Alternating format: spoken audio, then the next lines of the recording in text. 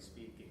And like shashan, non-shashan would be used for a cough, but it wouldn't be used necessarily to treat phlegm or to treat problems in the qi dynamic. It would be used to nourish fluids in a sense of a dry cough.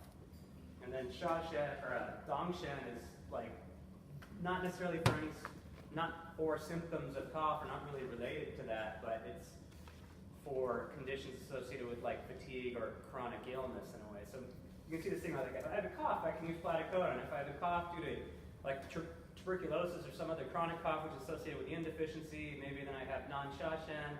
And then after this person's just been sick for a long time, and maybe they took a bunch of other drugs and stuff, and now their digestion is destroyed, and they have fluid problems also, I can go back to caudinopsis. And so you start with like a generic tonic, you move to something which is a little bit more specific, and then you get to something which is primarily used for resolving pathogenic factors or accumulated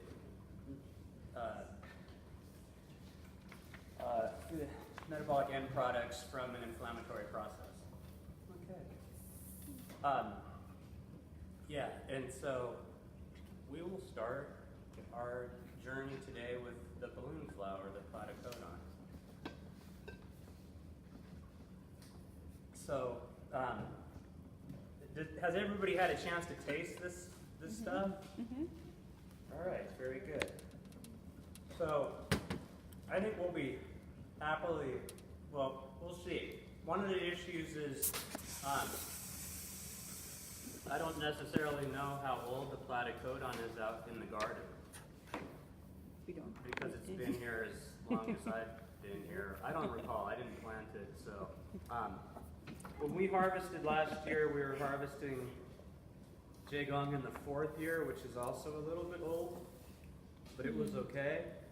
And I've harvested this platicodon grandiflorus before when it was extremely old, like 8 years old to 10 years old, and then we started experiencing root rot.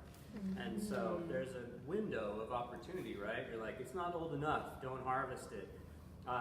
You know, and then you're in the window 2-3 years. You probably want to harvest it there, and then just like everything else, it goes over the hill, and then it just needs to be left alone and to take care of its cats.